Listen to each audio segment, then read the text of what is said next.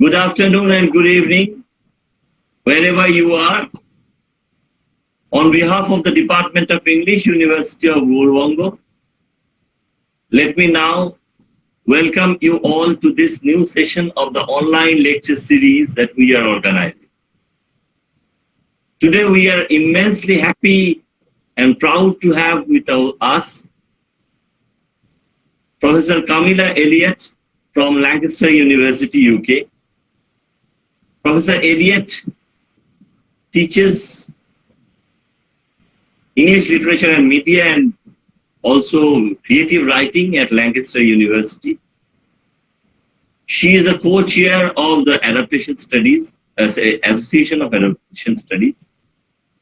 She has written extensively on adaptation, the long 19th century, and its points of intersection with the new media, film, theater, and so on and so forth.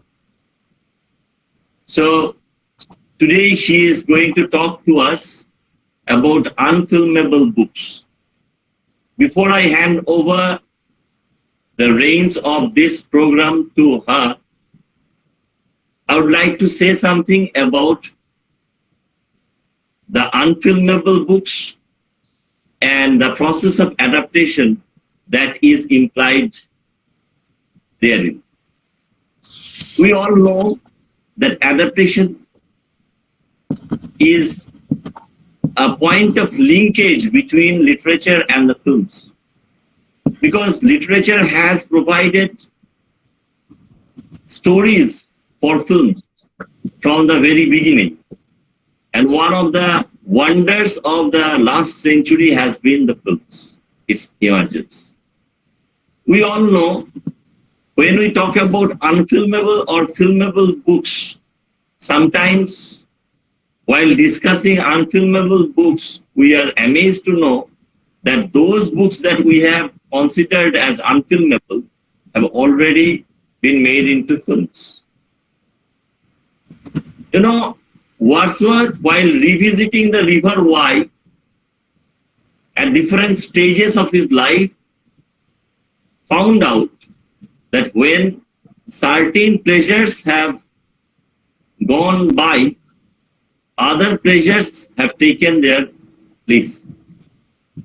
So when we talk about adaptation, we have to understand that there are certain a burden of expectation as well as skepticism. But thanks to the imaginative fecundity of filmmakers and thanks to the advances in science and technology, even those books which had once been considered as unfilmable often have been filmed. These are the points that we hope Professor Elliott is going to touch upon in this talk. So without further ado, let me now request Professor Kamilla Elliott to address us. Over to you, Kamilla. Thank you so much for that wonderful introduction, those very insightful thoughts. Okay, so my topic today is the topic of unfilmable books, and you have given a wonderful introduction to it. I have asked you while you were waiting to come in the room, but just be thinking about this all the way through. These are questions we'll consider in the discussion, as well as any more specific questions that you'd like to raise or comments. So now, I want to say again how honored I am to be here. And I'm going to share with you some of my thoughts on what has caused books to be called unfilmable. But I'm going to do so by considering books called unfilmable that have actually been filmed. Now, most academic talks and articles and publications start by defining one's terms before we move on to talk about our subject. However, the entire talk is going to be working at defining what an unfilmable book is and how people have defined it. So what I'm going to do is start with an anti-definition of what an unfilmable book is not. No book is technologically unfilmable. Any book can be photographed, filmed, digitized, and read on a screen. Any book can be filmed with its pages turning in sequence. In fact, between the 1930s and 1950s, British and American adaptations of literary classics often start with a legible close-up of the book's opening chapter, as this image illustrates. It's a bit blurry, but in the film you can actually read the words. At the same time, the fact that these films rapidly abandon this method of filming books indicates that such methods were thought to be an inadequate way to film books.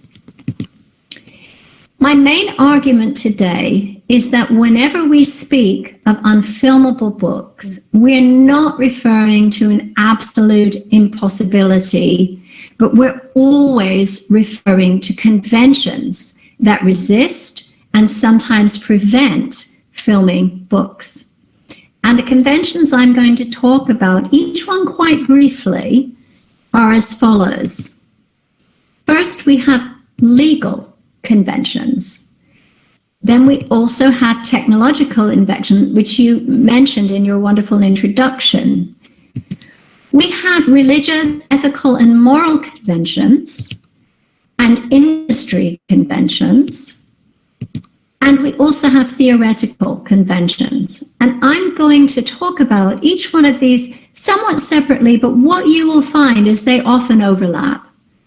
So that, for example, religious, ethical, and moral conventions have influenced things like film censorship, which is an industry convention, and so forth.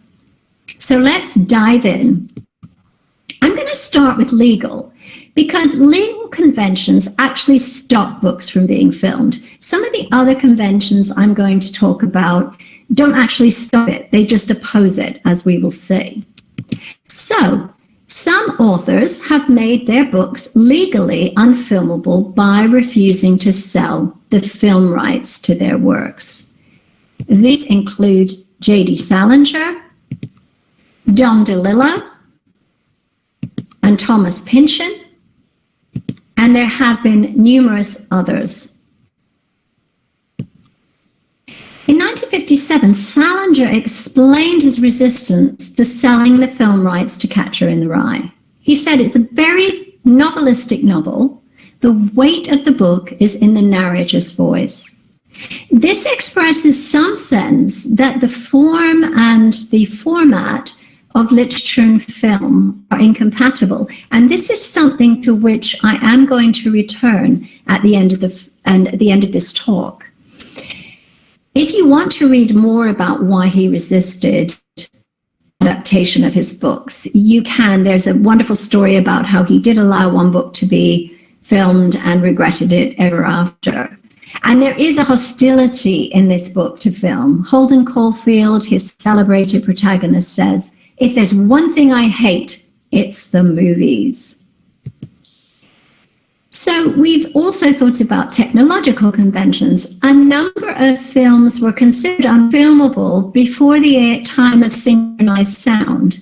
So Oscar Wilde's plays were decreed to be unfilmable, but then with the advent of synchronized sound, people decided, well, that is not unfilmable anymore. Same thing with George Bernard Shaw's plays. He wouldn't allow them to be filmed until the advent of synchronized sound. More recently, let's think about The Lord of the Rings. So for decades, Tolkien's Lord of the Rings trilogy was considered to be unfilmable because of its blend of realism and fantasy.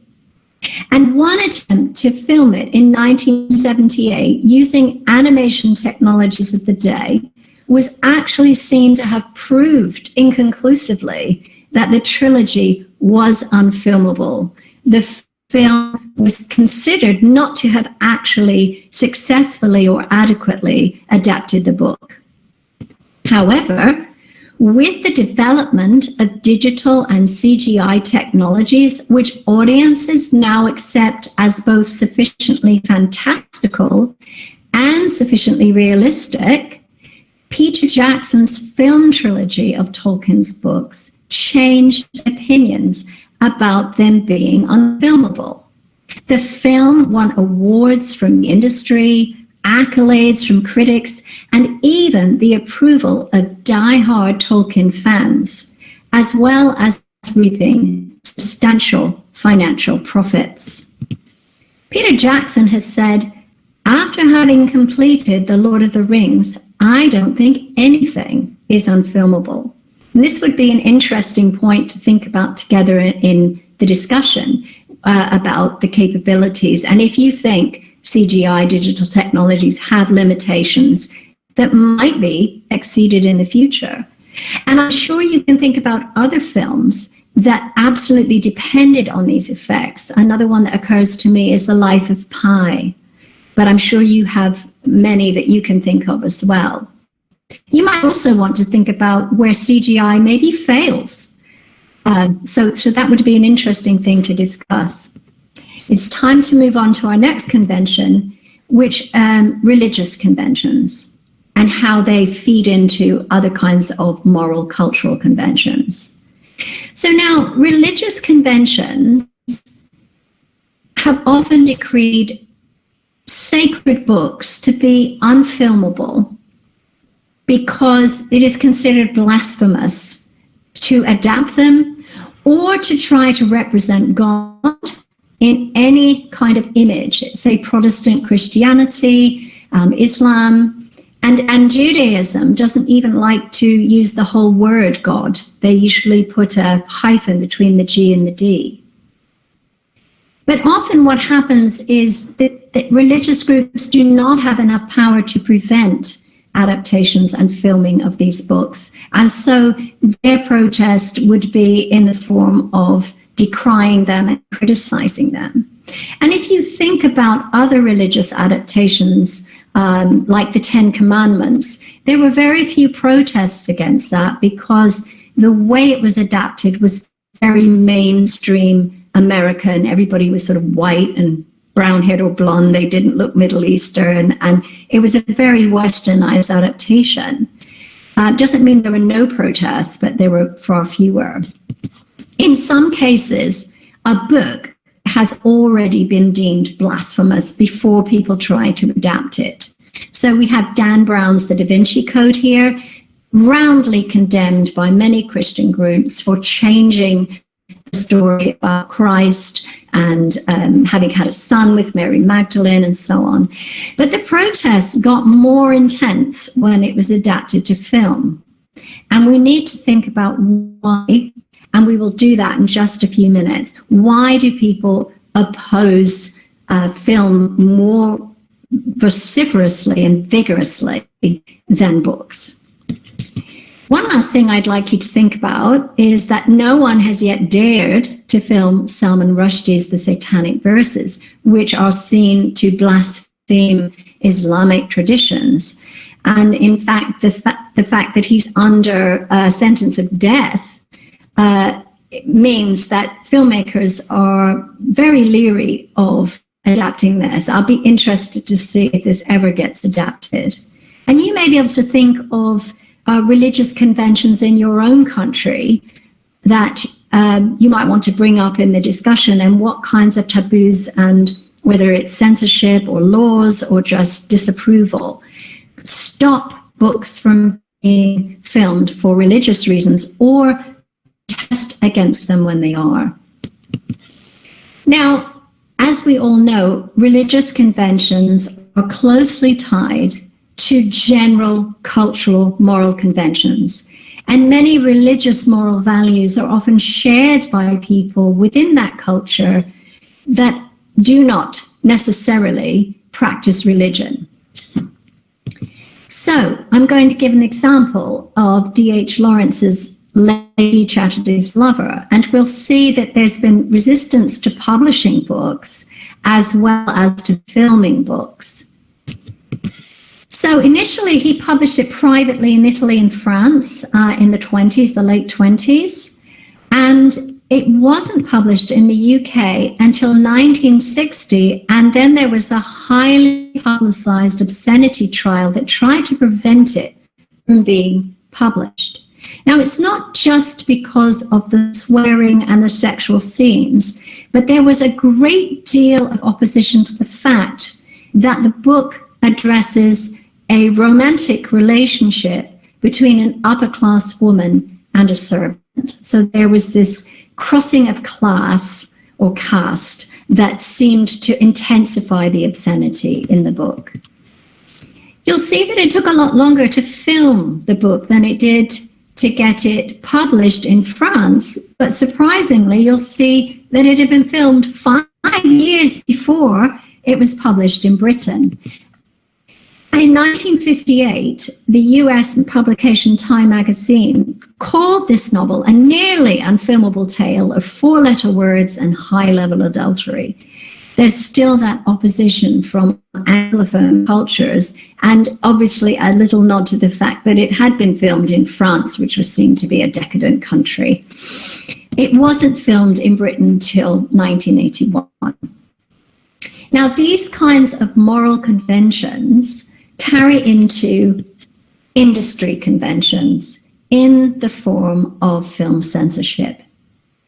And one thing I want to think about with you here before I give some examples of the problems that censorship has posed to specific books being filmed, I want to share with you something I discovered really only a year ago, to my shame. I should have read this years ago, which was an explanation of why films are more heavily and rigorously censored in society, in at least Western societies, than books. That's the case to the present day. There seems to be certain kinds of media which are allowed to be freer morally. So here are some reasons that were set forward in the Motion Picture Production Code, which was a voluntary form of industry censorship established in the US in 1930. Here's what they said about films and morality. The motion pictures affect the moral standards of those who through the screen take in these ideas and ideals. In the case of the motion pictures, this effect may be particularly emphasized because no art has so quick and so widespread an appeal to the masses. It has become, in an incredibly short period, the art of the multitudes. Then they made this assertion, which you may or may not agree with. Most arts appeal to the mature, but this art appeals at once to every class: mature, immature, developed, underdeveloped, law-abiding, and criminal. This art reaches places unpenetrated by other forms of art. And you can start to pick up a kind of classism that's going on here, that people who might be immigrants or illiterate might not be able to handle art responsibly. And there's a lot more, just sharing a few quotes. And so the conclusion was that the latitude given to film material cannot, in consequence, be as wide as the latitude given to book material. This is 1930, and we still find this today, at least in the UK and the US. So now, film censorship has not only determined which books can be filmed, but also what aspects of books can be filmed. So when David Cronenberg filmed William S. Burroughs' so-called Unfilmable Naked Lunch in 1991, he was criticized for not filming its most shocking scatological and sexual passages. Irritably, he quipped that a straightforward adaptation would be banned in every country in the world. So the idea here is the book can be filmed, but it wouldn't be able to be exhibited. And this ties directly into a second industry convention, which is financing for film, right? Financing cannot be divorced from cultural values. A film's values are intertwined with its culture's values if it needs to make a profit, which it does. You know, this is not a public service. So a film that's banned isn't going to make a penny in profit. In fact, it's going to make a massive loss.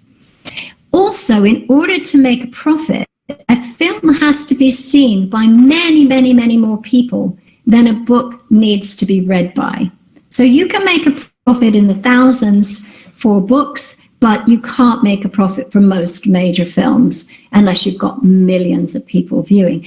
And so there's often a compromise with sort of an average audience member in an effort to try and get as many people as possible to see the film.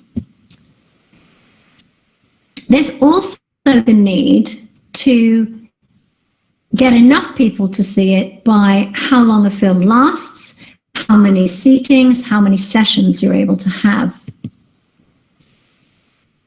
Now, there are other problems with making a profit with film. So this is not only a shocking book, but it's convoluted, and there are many books called Unfilmable that are seen as just being impossible to finance because they cross different time periods, different nations, even galaxies. They've got casts of hundreds. They last for hours, even days.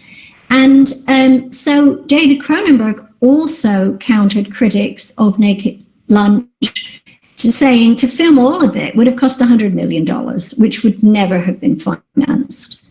So we do have to think about these kinds of issues when we are thinking about unfilmable books.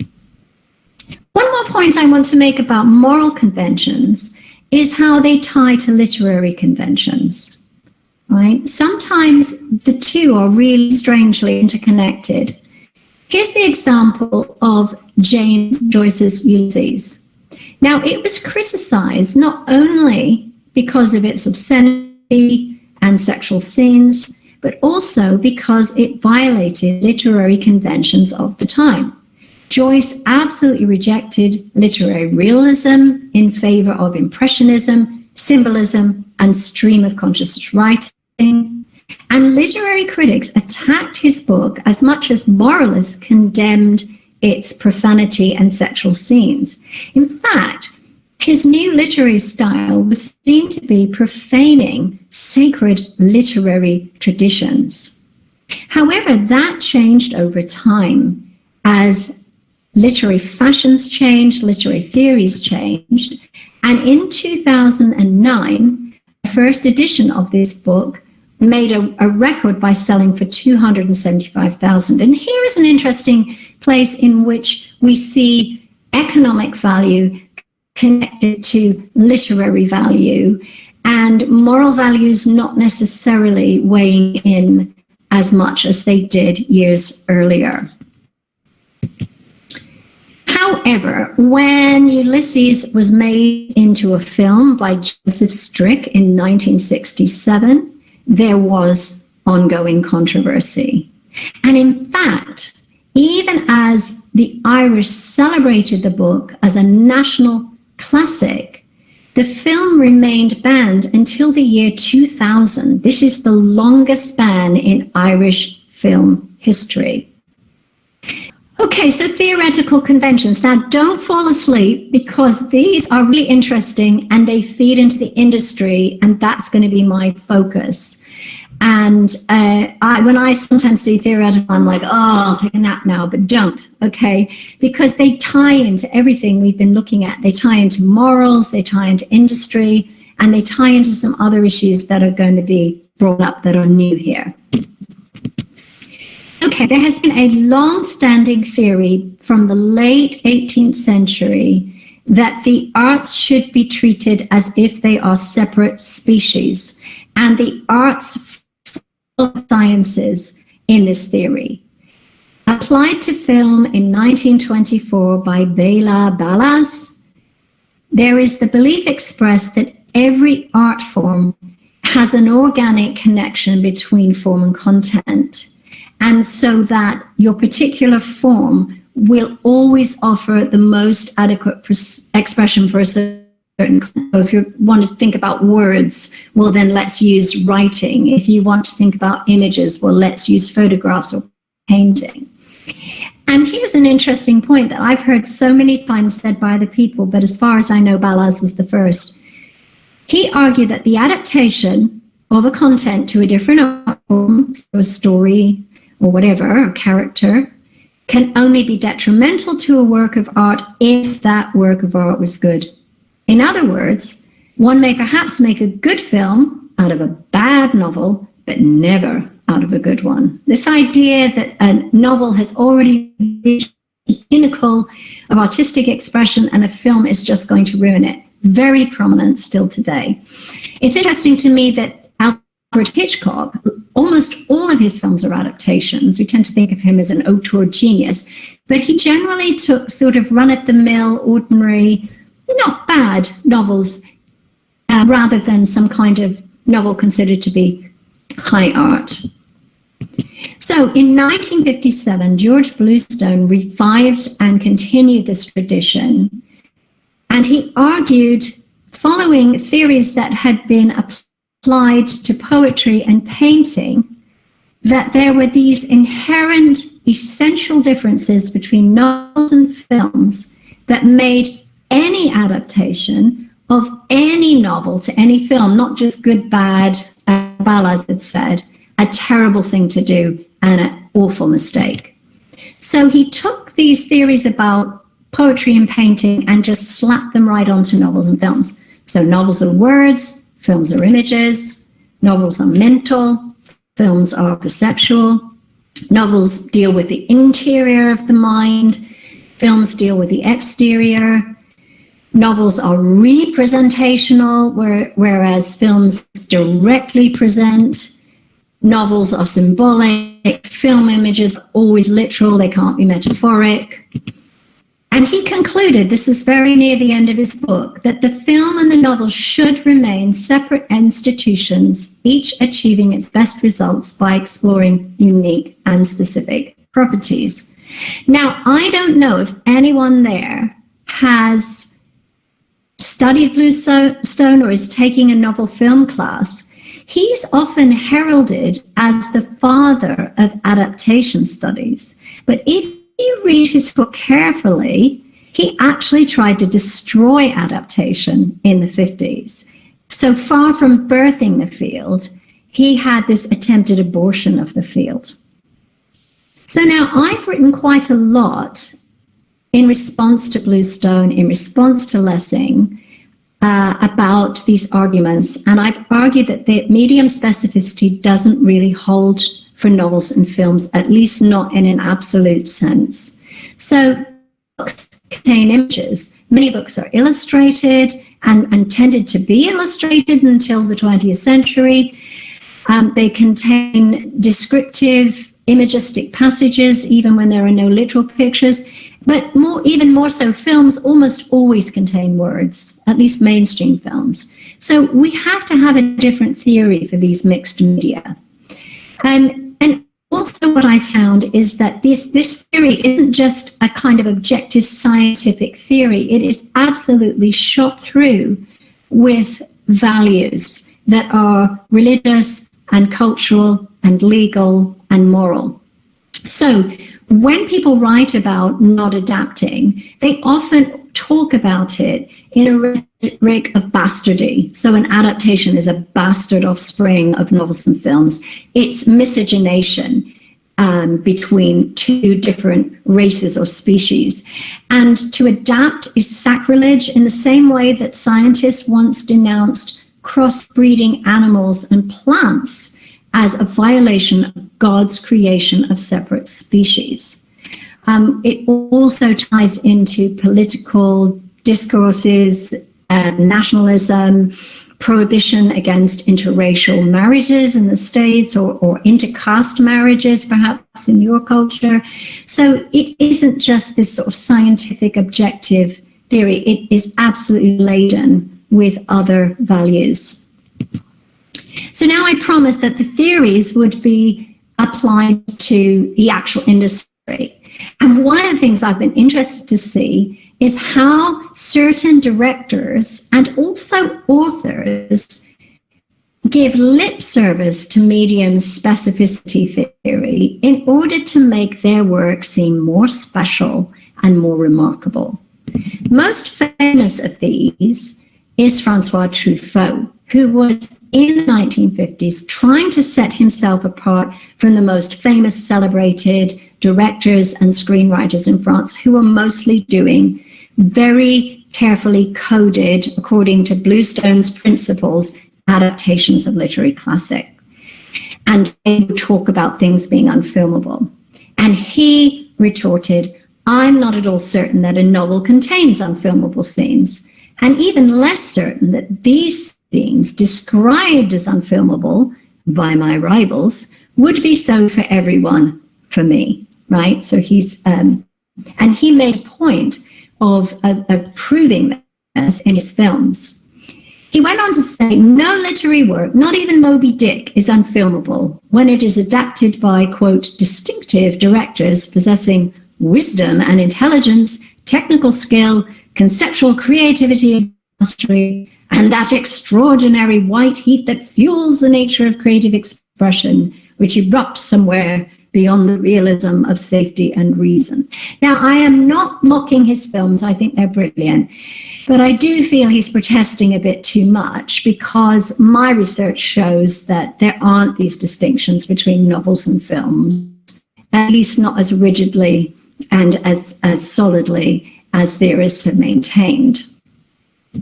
So now, nearly 50 years later, David Cronenberg was making a career out of filming so-called unfilmable books. Even Don DeLillo, who I told you had refused to sell his film rights, has recently allowed Cronenberg to make a film of his book Cosmopolis, which was released in 2012.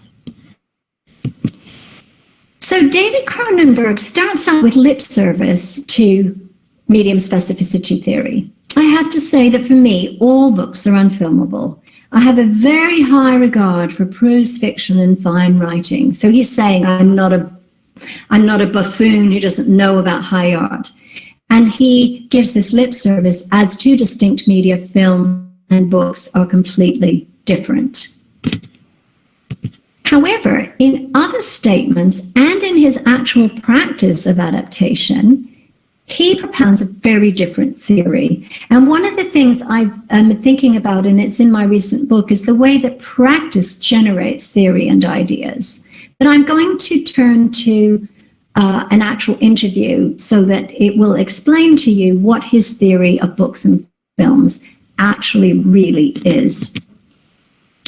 So discussing his 1996 film of J.G. Ballard's Crash, Cronenberg represents reading and filming as two interconnected processes. He says, the book started a process in me that was working away under the surface. I had to make the movie to complete the process. So far from presenting books as self-sufficient organic wholes resisting adaptation to film, Cronenberg figures books as incomplete, requiring films to complete them. And he extends this to his consumers. He says, if you want the whole Crash experience, you'll have to read the book and see the movie. Now, what he's talking about there is a long-standing theory of adaptation as a way of realizing what is there in embryo in the book. It can be called incarnation or realization, and it was a theory that's been around at least since the Victorian period. But this idea, and if you think about yourself, sometimes I read a book and I think, oh, I've got to see the film, or I'll see a film and think, oh, I've got to read the book. So there is this kind of independence that is far more the case in practice, and this is also supported by book sales. So Wuthering Heights was published in 1846. And in the year after its first major film adaptation in 1939, nearly 100 years later, it sold more copies than it had sold in its entire history up until that time. so that films do send people to buy books, and books often do send people to consume films as well. So my final point about the industry conventions, before I move to another section of my talk, is that the discourse of filmable books is a wonderful safeguard for directors and for film production companies. Because if their film of a so-called unfilmable book fails, well, it's not their fault. It's not the director's fault. It's the book's fault for being unfilmable. And yet it also protects the book because, oh, it's unfilmable. It must be a great book. Studios benefit from this discourse because if they do invest disastrously in an unfilmable book, it allows them to save face and make sure that they'll get investments for future films. And then if it's a success, oh, weren't we amazingly visionary and prescient in having that film made? So the next section of my talk is going to touch briefly on how to film an unfilmable book. Now, there's lots of interesting ideas about this, and I'm hoping some of you have ideas that you can bring up in the discussion. But I'm going to choose two that aren't talked about quite so much and that connect to the points that I've just been making. So my first point is that the adapter works to make the film more like a book. And by a book, I don't mean the book. I don't mean follow the plot, the characters, the dialogue, reproduce it exactly. I mean make the film more literary and more like a book. Okay, so let's see an example here. In 2002, Charlie Kaufman adapted Susan Orlean's best-selling nonfiction book, The Orchid Thief.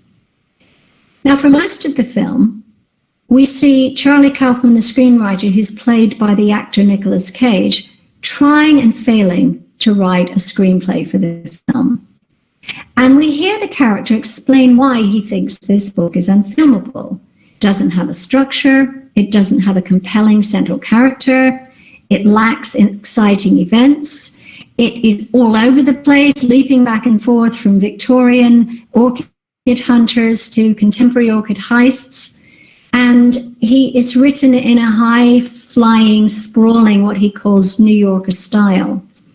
So these are his reasons. But the actor who's saying those words is being scripted by the actual Charlie Kaufman, who is very cleverly incorporating some strategies that are at work to make the film happen and to make the book less unfilmable. So what he does is to make the film more literary. He does this by including lots of interior monologues with voiceover narration.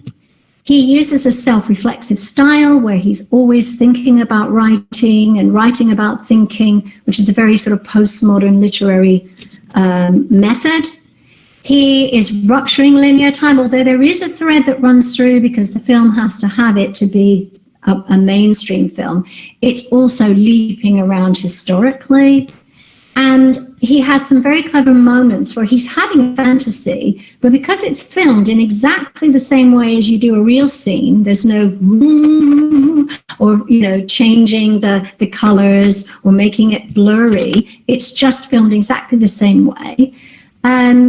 He's able to get his interior thought into the film. There's a scene where Susan Orlean visits him in his bedroom and they couple together.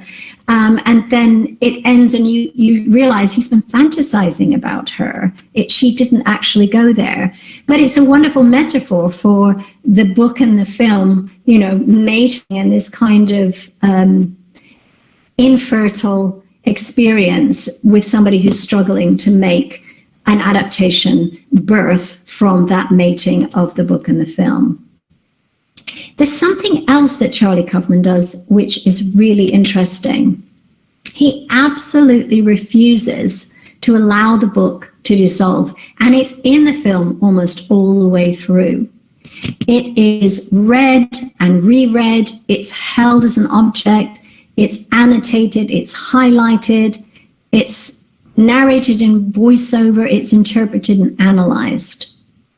And in fact, Susan Orlean, the author, has said, I think my book is a character in the movie, which to me is far more thrilling than if the book simply dissolved and became just source material. Instead, it's the protagonist in many ways in the movie. Now, I agree with everything except that last point. To my mind, the book is much more the antagonist to Kaufman's screenwriting protagonist, because it's constantly resisting his attempts to reach his goal, our hero's final desire to adapt the book to film. Concluding this point here, what I want to say that really strikes me as remarkable about this adaptation is the book persists in the film as an unfilmable book. So the unfilmable book actually becomes a character. I think that's absolutely brilliant. So now we have another response to filming an unfilmable book, which is to make a book more like a film. This is the inverse to what I've just been talking about. Mark Danielewski, author of House of Leaves, is the son of a filmmaker. So we have an Oedipal thing going on in which he is quite resistant to film adaptation of his book. He has not given permission for adaptation for this book. But he also pays lip service to the difference to medium specificity. So he says any author who's done any amount of reading and writing should know films are a different medium. They're a completely different language, right? I think different, not completely different. Too many books these days are written with film rights in mind, which I believe limits the vast potential of the written word. As you know, you can get way, way, way more money for selling the film rights than you can for publishing most books. I think Harry Potter is an exception. So he says, if you're thinking the Hollywood deal while you write, you're already selling out all the possibilities you have right there on the page. So he's saying it's going to limit what you do because you're going to thinking, oh, they can't make this into a film, they're not going to buy the film rights and so on. But he makes some more interesting points. He says, if you want to see this movie, you'll have to read the book. What he's not saying is, oh, I'm not going to be a film, so this is all you're going to get. No, actually, he is talking about something else. There's a long history, he says, in film of intensifying and controlling the viewer's experience by using long shots, close-ups, rhythmic patterns, and color. I began to wonder how that could be applied in a textual way. So what he's saying is, I made my book more like a film. Now I'm going to show you some screen grabs. These are all copyrighted, so quite a few of these images, by the way, are, so please don't post any of this. This is educational purposes only, really. So here's one. So you'll see in this frame, he has made colored frames for some of his, so it's like little frames within the frame. You have to turn the book upside down if you want to read the column on the right. You have to hold the blue box on the left to a mirror if you want to read that. And there is this sense of intercutting between different pieces of text. It's very similar to the way that you chop up a film. You also have slightly different font sizes, but you get that quite a lot more in some of the others. So I'm sorry, this is a slightly blurry image, but you'll see here on the left that you have to decide what order you're going to read in. You're led a little bit, and then you've got a line that takes you, but you don't know where to go next. Perhaps you do. You're following it around. On the right, though, you'll see some of the points that he's making about close-ups and long shots. And there's a word new that's crossed out, like something that might have been cut, final cut kind of thing. The different sizes of the fonts and the different shape of the fonts prevent you from just going into your imagination and moving away from the words into some kind of imaginary realm. It keeps you anchored on the page.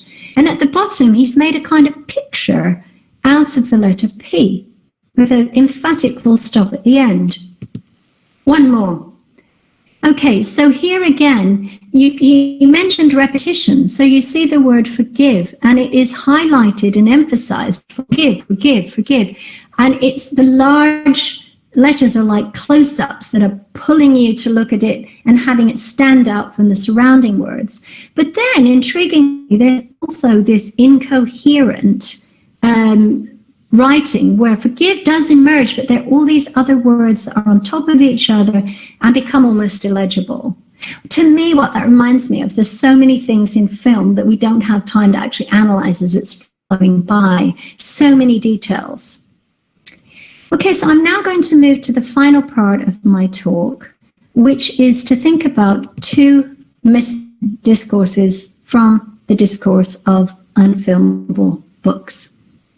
I have often wondered why there is no matching discourse of unwritable films. Films are very frequently novelized. It's been going on for decades. Why is it that there isn't a matching discourse that says novelizations are impossible because films are so different from books? Why do they get so much less attention? Again, this is something possibly to talk about if it's something you want to raise in the discussion. But I'm going to look at it through the lens of a new book that's just come out, I think it was July 2020, by Charlie Kaufman. It's his first novel. And just as the film I mentioned is about an unfilmable book, this book is about an unwritable film. Here's the plot. There is a jaded film critic. By the way, this film critic hates Charlie Kaufman and is constantly putting him down in the book.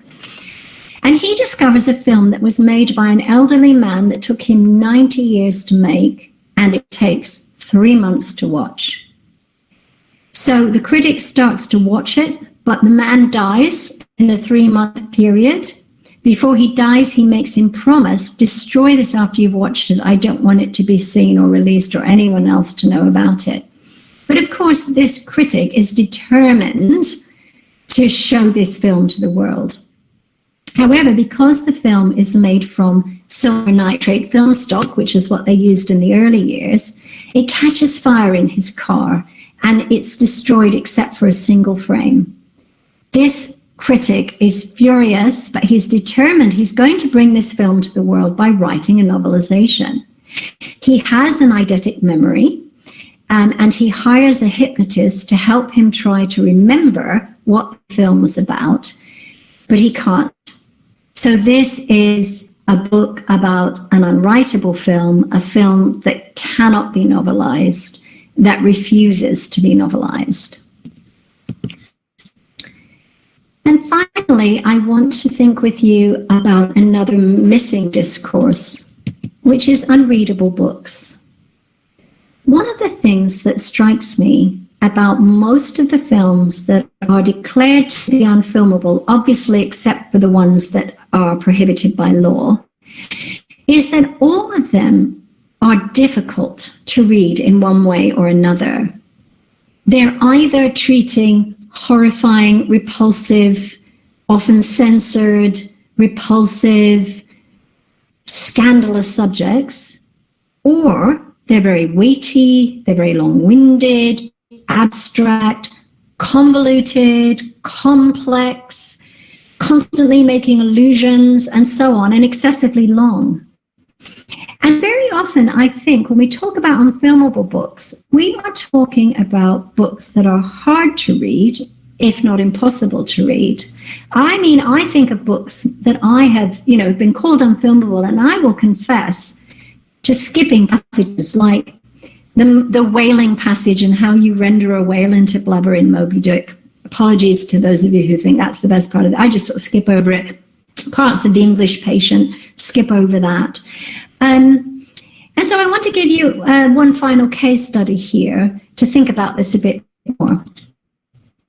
I did not find one reviewer of the film adapting Lawrence Stern's book, The Life and Opinions of Tristram Shandy Gentleman, who admitted to having read the books, I should say, 9 volumes.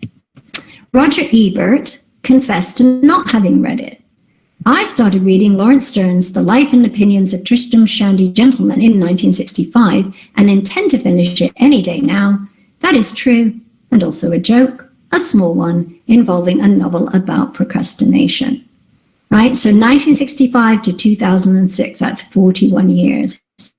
Even more shocking, the director, Michael Winterbottom, said, "No one's read the book. We knew even when we sent copies to the actors playing the parts that no one would get beyond the first 5 pages." And centuries prior, inside this book, Lawrence Stern writes, "Many I know quote the book who have not read it, and many have read it who understand it not. Many I know adapt the book who have not read it." So I'm going to mention a few reasons that this book is difficult, briefly. Okay, it fills 9 volumes, and it's got a lot of contradictions and complexities. So first of all, it's a bawdy novel written by a person. It's a mixture of comedy, essay, autobiography, sermon, history, and dialogue. So you'll be in the middle of him telling something, and then he'll just go off and do a sermon on something he's thinking about. It's non-linear. It opens in the year 1718 and ends 5 years earlier in 1713. And the preface of the book is right in the middle of the volumes. The mother goes into labor in volume 1, but the author isn't born until volume 4. And in between, he decides that there are other characters, his uncle and his father, who are much more interesting than himself, and so he's going to write about them. It's constantly digressing, and it interrupts its interruptions and then digresses from its digressions. So it's just all over the place. Now, people thought it was hilariously funny and loved it. And I do want to show you a few frames, these are not copyrighted, about how clever and brilliant Lawrence Stern was, and how perhaps Danielewski is not quite so original as we might think if we haven't been to Tristram Shandy. So he's trying to talk about why he can't go on in a straight line telling his uncle Toby's story. And he tries to draw the trajectory of the story. It's very funny. And he keeps trying to explain and does different drawings. Then on the right-hand side, you'll see that he's decided to censor himself, so that the reader has to imagine what he's saying and try and figure out what this scandal was or what this accident was. There's also a page where he's lamenting a death, and he puts inside a box, alas, poor Yorick, this is the servant who's died, and then decides to have a black page where the reader can just stop and mourn, or he can stop and mourn.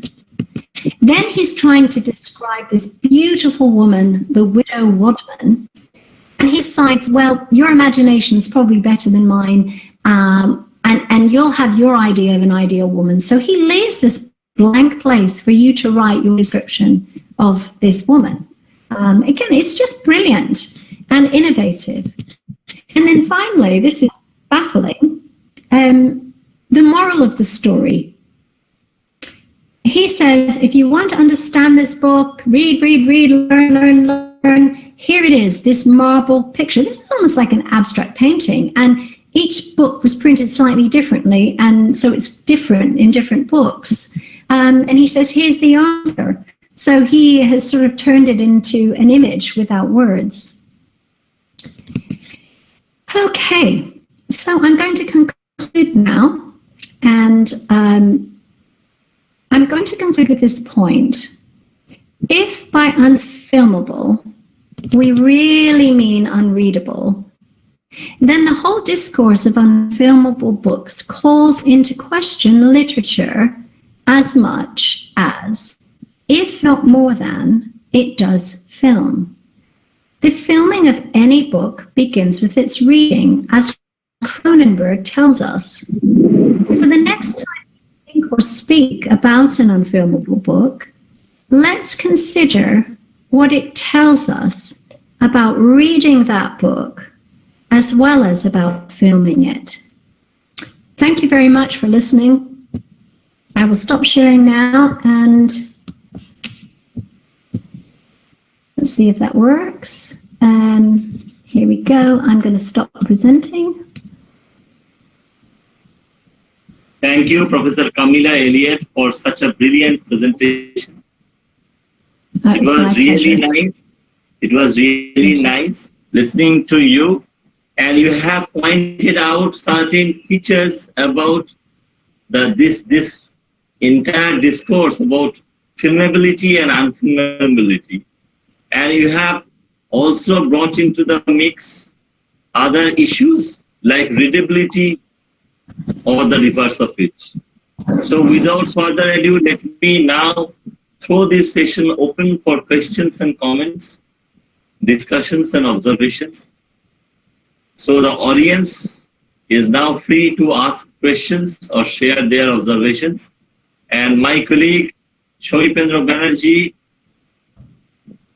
if he has not yet got disconnected, no, because we are I'm having here. a wretched weather, so he will actually moderate this session.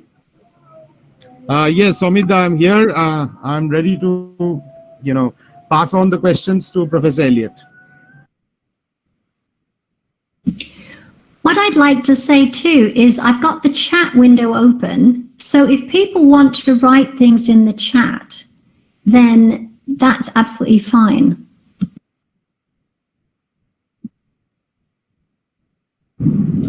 Yes, ma'am. I mean, that is what we do usually. So I would request the participants to type their questions in the chat box as well.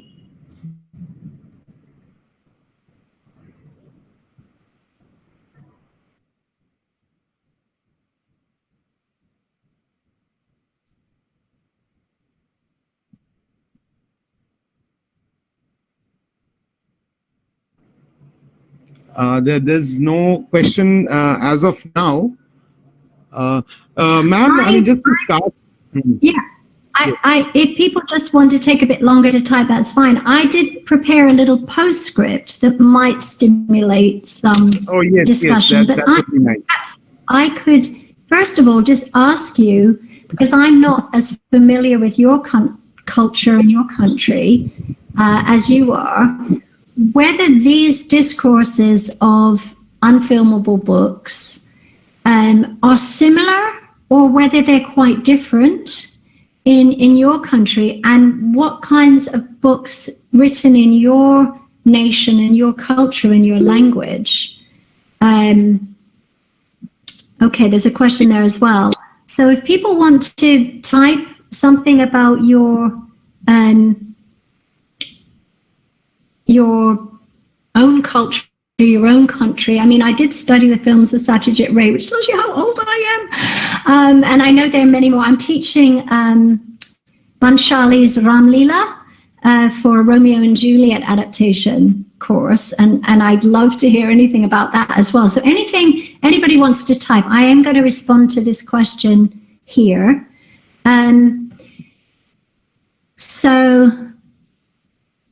All right, so the role of totalitarianism in imposing or preventing film adaptation of books. Well, I mean, this is a much larger question of political censorship. And because I go back, and do older theories of adaptation, the book I've just published goes back to the 17th century and up to the present.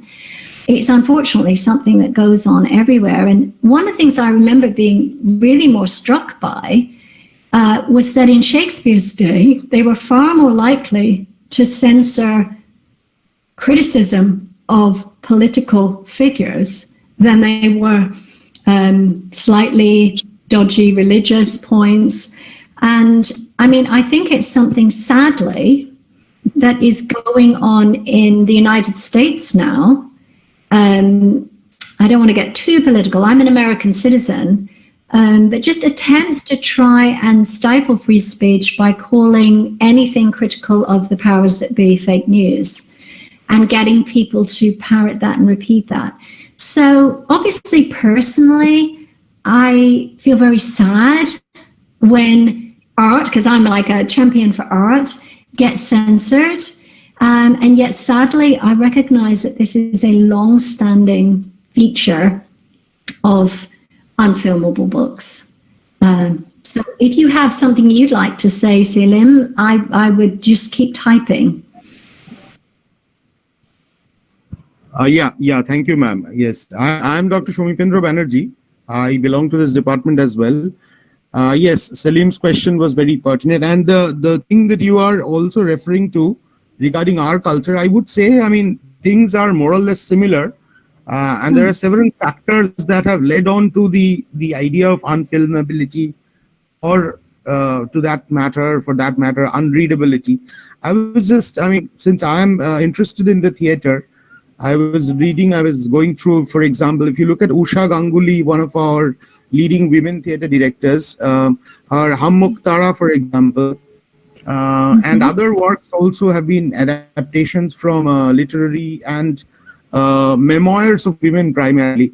Hum Mukhtara is an incident, refers to an incident in Pakistan, actually, where a girl, Mukhtara Mai, was gang raped over a panchayat decision or something like that, and then she went on to fight that in the courts of law, and her memoir came out, which Usha Ganguly then transformed onto the stage. So that was a different take of it. But there are other issues that I mean, there are books that do not come to the forefront. Right. Actually, yeah, the weather is becoming really bad this side. Oh gosh, so maybe some people have to leave. Yeah, there's a lot of thunder and lightning going on. Yes, absolutely fine. Ashanta, another question, ma'am. Can you see the chat box? Oh, I am sorry. Yes, I can. I'm afraid I don't know enough about that. It is on my list to comment on it, but I would love to hear what you think about it, Asantha. Why you brought it up in light of this talk? Asantha, ma'am, you can unmute yourself. Asantha, you can unmute yourself and have your say. Yes, exactly.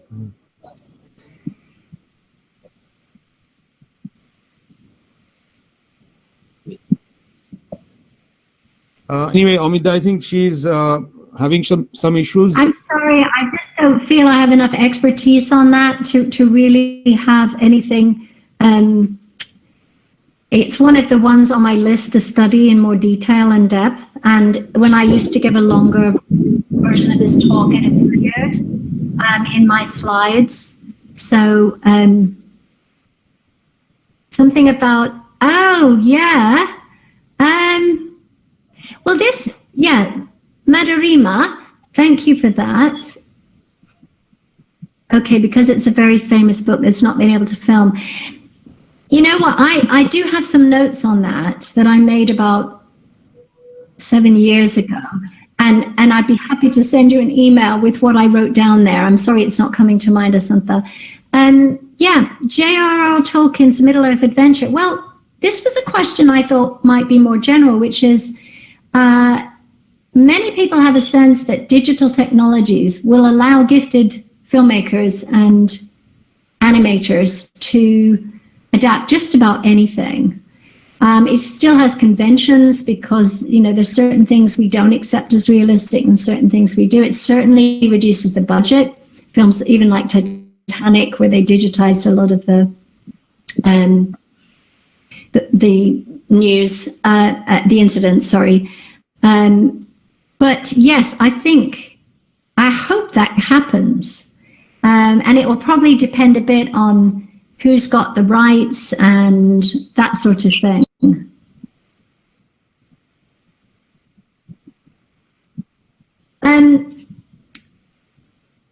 Perhaps a way to close out, I don't know if this is, would be for me to tell you about an open thread in the Guardian, because after talking about being able to, one way or another, film unfilmable books, even if we have to cheat by making it a film about trying to make a film, which so many people do, or cut the things that would be censored. there is an increasing sense that no book is unfilmable. And the Guardian newspaper in the UK had an open thread asking the question, are there any truly unfilmable books? And so lots of different things came up, and some of them were quite funny, some of them were serious, like Kant's Critique of Pure Reason, Tony Benn's Argument for Socialism, the phone book or the Yellow Pages, the dictionary, somebody said.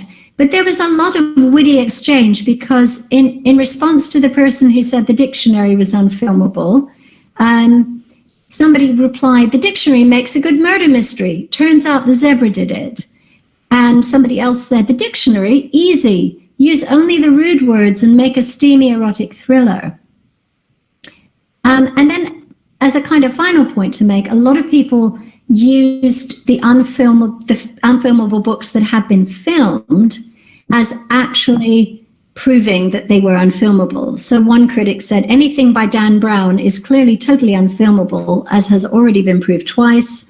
And somebody else said, okay, Avatar was filmed, but seems they forgot to write a screenplay.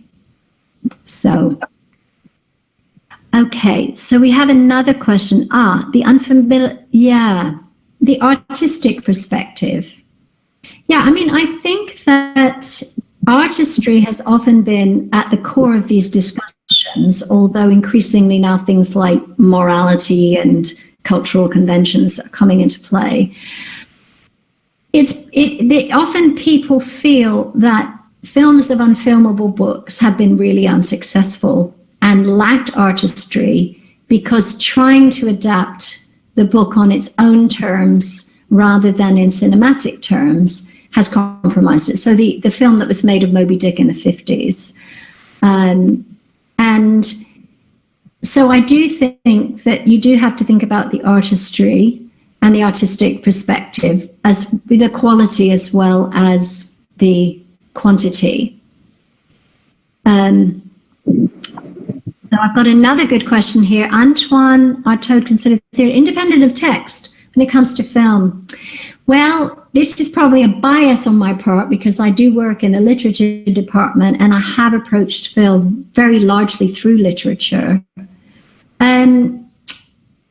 I think film is heavily dependent on texts. Amrit, who introduced the talk, talked about from the earliest years, films have mined literature for stories. Whether they're based on a screenplay or not, there's always something written, some kind of treatment, some kind of storyboards. There is dialogue. There is, in most films, dialogue. So I would say, yes, you could probably make an art movie, a very sort of high art, without being terribly dependent on words. But even then, you've got letters and emails and memos and discussions that are feeding into making this film. Perhaps you could get somebody who doesn't ever say a word and takes a camera and goes out and makes a film without any words in it, any dialogue. You certainly can do that. But if you're looking at the industry and the sort of mainstream conventions of film, and even most art films, most independent films, I think we are still very dependent on the text. And it may be 100 years from now, it may be 10 years from now, that cinema starts to go off. But what I've seen looking at the history of adaptation generally and media is we're moving more and more to hybrid media. So like websites, my PowerPoint slides, it's not just words, it's not just pictures, it's both. And if I had confidence and the right technology, I would have shown you film clips. You look at websites, statistics even, they've got pie charts, not just lists of numbers. And more, the way that our modern minds are developing is to think about and to require, just like Cronenberg said, the words and the pictures, the sound and the graphics, and many different media. Yes. Thank you very much for your, so wonderfully explaining these. I mean, what I was thinking in this connection also, let me just add, you rightly referred to the new media, the emerging media is changing our perceptions about film as such, and so many new contours are opening up in terms of even adaptation, in terms of redefining what is unfilmable as well. And since we are talking about adaptation, I mean, with reference to Afsana's question, I think we are sticking to the text so far. So there have been experiments earlier as well without the text, both in the theater and the film. But when we are looking at adaptations, there is a dependence on texts. And it depends how the director is looking at that text or departing from that text as well, maybe. Yes. I mean, sometimes Hitchcock's very famous for having wanted storyboards and wanting to have that pretty much displays the initial treatment of the screenplay. So you've got a series of images, or sometimes they're drawn as well. So yes, I agree. And I think as long as we're talking, writing, people, it's going to be very hard to get away completely from the word, though it does happen and it can happen. I think in the mainstream, it's a long way off. Yes, Amida. Yes. If we have, there is another, I think something else has come. Okay. Yeah. Let's that's a see. Sorry? No, Yeah. Afsana has commented. Afsana, I think the thing is that people have an ideal of art being independent and unique, and it ties into political dreams of being independent, whether it's growing up to be an adult or whether it's having independence in a country that is being oppressed by another culture. And I agree that they're not independent enough because of all the economics, but I think in some ways it belies the interdependence of the arts. And a lot of my research has been how much poetry depended on painting and painting depended on poetry, and 19th century books depended on illustration, and how much 19th century theatre was based on novels, and how theatre fed into the development of the novels in the first place, and then how films, you've got a piece of technology. Well, how did the narrative form? Well, they copied the 19th century novel and kind of evolved from there. So I think the reality that there's a lot of exchange, what I would like to see more of in terms of independence is that they have the respect and the existence that doesn't have to be dependent on any particular other medium, but there is so much interchange.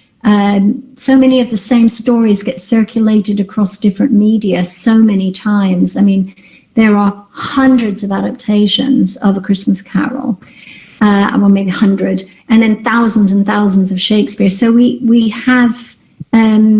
do have a reality of interdependence, but I like that. Yes, the interdependence is what enriches each other. Yeah. I think that's excellent. You said it better than I did. So we have one from Debatia, often viewed as the effect generated by the scare. Oh, yes. Do I read this? Yeah, I love that point. I mean, yes, go ahead and read that in case people have,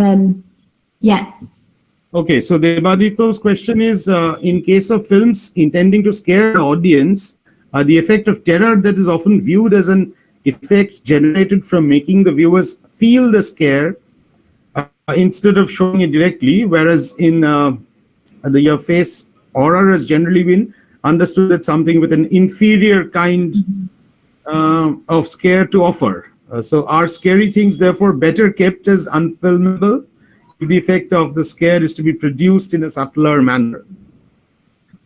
Yeah, I really like that point. I think that's a really good thought. I mean, Hitchcock preferred suspense, which is a bomb's going to go off because you can see it under the table, to the sudden shock when bang, a bomb goes off.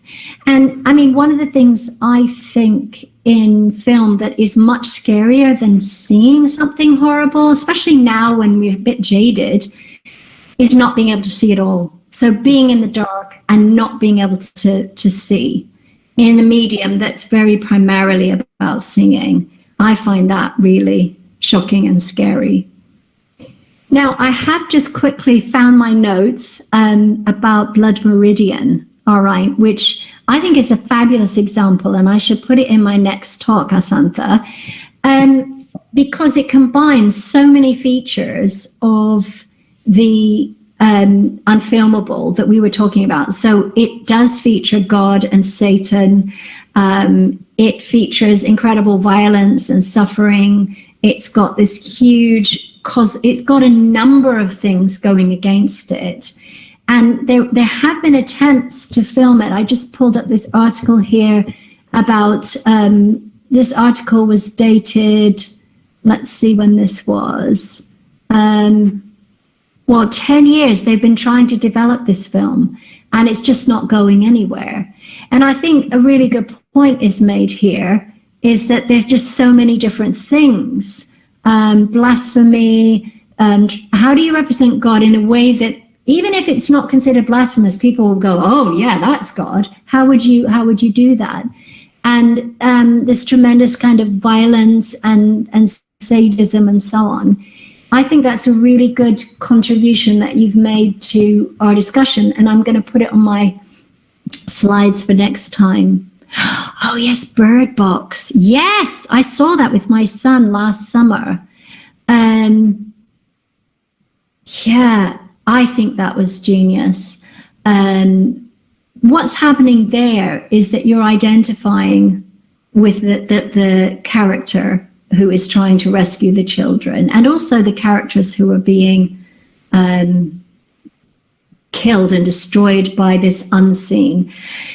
In some ways, it ties to what I was saying about God, in that God is much more powerful unseen, psychologically, and then brought down to flesh and blood or idols or images. I don't want to be blasphemous here, and I don't want to be disrespectful, and I think there is a place for all kinds of representations of religious deities and so on, but there's something about this terrifying force. And if you want to have, say, a God that's really terrifying, perhaps an invisible version of that terrifying, horrifying God is going to be more effective in controlling populations and congregations and religious groups, and also perhaps even just for one's own efforts to control oneself. But yeah, I thought that was really powerful. I mean, I felt all the way through the film, I want to see what they're seeing. But then you think, well, if I see it, I'm going to die. I mean, that was the clever thing about it, is that it's the seeing that destroys people. And the film is suggesting, if we show you what they see, then you too, this will be your last moment on earth. So I thought that was brilliant.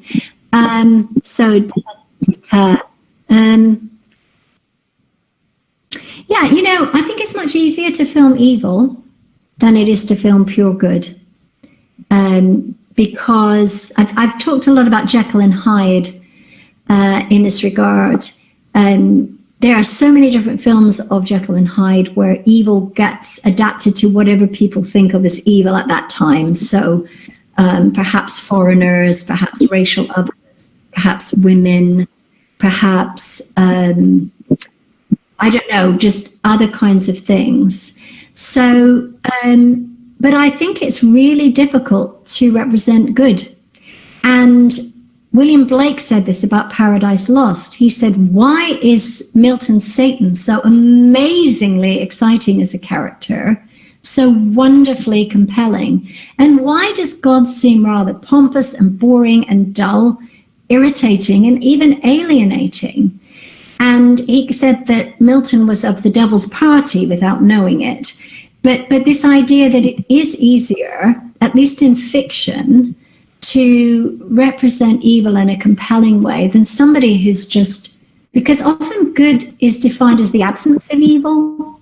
And even the kind of do-gooders who are doing good, they can seem rather weak and vapid as fictional characters, whereas in the real world, they're wonderful people and they're inspiring, and villains are actually terrifying and repulsive and socially shunned. But in fiction, it seems to flip around. And I realize I haven't quite answered your question about the unknown being unfilmable. But yes, I think there's two ways to do that. One is to suggest it by something like that light, that there's something unknown here in this light source or in this dark cave that we never see, but that something happens to people who go down there. Yeah, I think there are ways in which that can be represented.